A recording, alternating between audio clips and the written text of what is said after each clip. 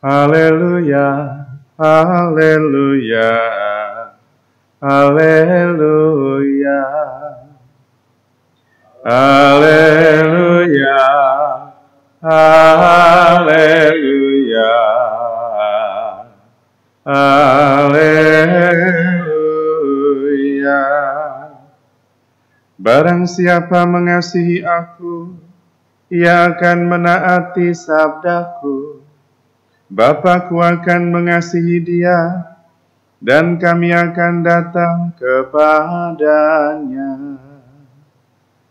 Haleluya, haleluya, haleluya. Tuhan sertamu, dan sertamu juga. Inilah Injil Yesus Kristus menurut Matius. Dimuliakanlah Tuhan. Sekali peristiwa ketika Yesus sedang berbicara dengan orang banyak, ibu dan saudara-saudaranya berdiri di luar dan berusaha menemui dia. Maka berkatalah seseorang kepadanya, "Lihatlah, ibumu dan saudara-saudaramu ada di luar dan berusaha menemui engkau." Tetapi Yesus menjawab kepadanya, "Siapakah ibuku? Dan siapakah saudara-saudaraku?" Dan sambil menunjuk ke arah murid-muridnya, ia bersabda, "Inilah ibuku, inilah saudara-saudaraku. Sebab siapapun yang melakukan kehendak Bapa-Ku di surga, dialah saudaraku, dialah saudariku, dialah ibuku." Demikianlah Injil Tuhan. Terpujilah Kristus.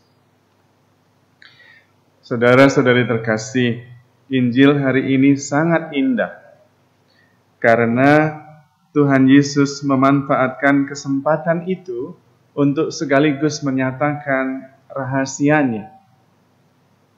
Yang pertama, bukan menolak Maria sebagai ibunya, tetapi justru mengangkatnya menjadi ibu rohani, bukan hanya sekedar ibu biologis. Karena siapakah yang melaksanakan kehendak Bapanya secara penuh dan utuh adalah ibu dan saudara-saudaranya. Dan Maria adalah salah satu contoh orang yang menjalankan perintah Allah secara penuh. Maka dia sekarang ini bukan hanya sekedar ibu secara biologis yang melahirkan Yesus, tetapi juga ibu secara rohani, karena dialah yang paling taat melaksanakan kehendak Bapa. Yang kedua, Yesus menggunakan kesempatan itu untuk meluaskan persaudaraannya.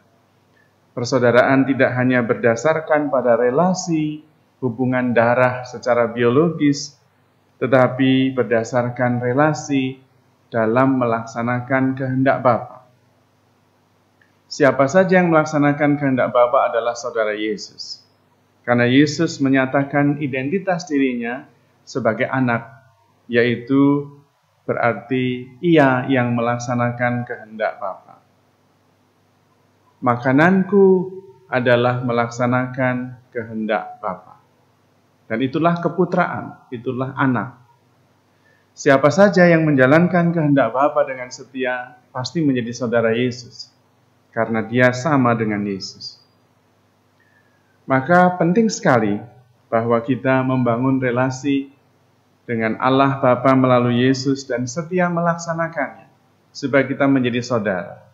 Saudara bukan dalam arti secara biologis, hubungan darah, tetapi karena mempunyai pemikiran yang sama, visi yang sama, dibesarkan dalam keluarga yang sama, yang punya nilai-nilai yang sama. Kalau mengambil keputusan, pertimbangannya sama. Hidup berdasarkan iman, kasih, ketaatan, dan kesetiaan. Itulah artinya saudara. Maka Yesus hari ini sungguh-sungguh menyatakan rahasianya, bagaimana bisa menjadi saudara Yesus, bagaimana sungguh-sungguh bisa menjadi putra-putri Maria, yaitu dengan tekun dan setia melaksanakan kehendak Bapa. Kehendak Bapa harus nomor satu, dan sikap dasar yang dituntut dari kita adalah ketaatan. Karena kualitas seorang anak ditentukan pada ketaatannya. Nanti Yesus taat sampai wafat di kayu salib. Dan itulah kita semua. Kita harus sampai di sana supaya kita sungguh-sungguh saudara-saudari Yesus. Mari kita mohon rahmat Tuhan supaya kita mempunyai rahmat iman dan ketaatan sebagaimana yang diharapkan oleh Tuhan atas hidup kita.